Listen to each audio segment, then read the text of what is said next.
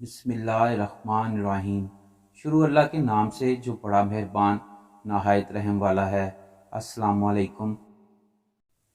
ابلیس، جس کو شیطان کہا جاتا ہے، یہ فرشتہ نہیں تھا بلکہ جن تھا جو کہ آگ سے پیدا ہوا تھا، لیکن فرشتوں کے ساتھ ملا جلا رہتا تھا اور دربار خداوندی میں بہت مقرب اور بڑے بڑے بلند درجات مراتب سے سرفراز تھا۔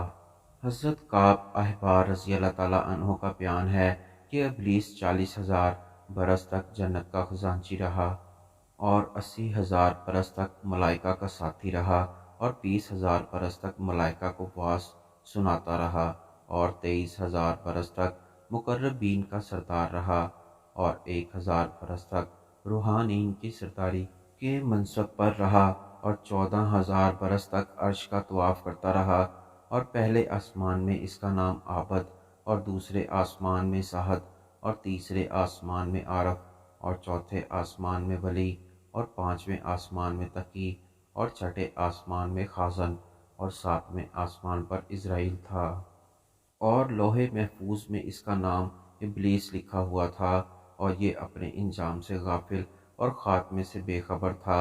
لیکن جب اللہ تعالیٰ نے حضرت آدم علیہ السلام کو سجدہ کرنے کا حکم دیا تو ابلیس نے انکار کر دیا اور حضرت آدم علیہ السلام کی تحقیر اور اپنی بڑائی کا اظہار کر کے تکبر کیا۔ اسی جرم کی سزا میں خداوند عالم نے اس کو مردود بارگاہ کر کے دونوں جہان میں ملعون فرما دیا اور اس کی پیروی کرنے والوں کو جہنم میں عذاب نار کا سزاوار بنا دیا۔ چنانچہ قرآن مجید میں ارشاد ربانی ہوا کہ فرمایا، کس چیز نے مجھے روکا کہ تو نے سجدہ نہ کیا جب میں نے تجھے حکم دیا تھا؟ بولا، میں اس سے بہتر ہوں، تو نے مجھے آگ سے بنایا اور اسے مٹی سے۔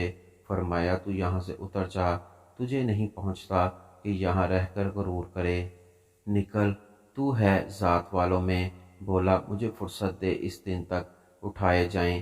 فرمایا، تجھے مہلت ہے۔ بولا، تو قسم اس کی کہ تو نے مجھے گمراہ کیا، میں ضرور تیرے سیدھے راستے پر ان کی طاق میں بیٹھا رہوں گا، پھر ضرور میں ان کے پاس آؤں گا، ان کے آگے اور پیچھے اور دائیں اور بائیں سے، اور تو ان میں سے اکثر کو شکر گزار نہ پائے گا۔ فرمایا، تو یہاں سے نکل جا، رد کیا گیا، راندہ ہوا، ضرور جو ان میں سے تیرے کہنے پر چلا، میں تم سب سے جہنم کو بھر دوں گا۔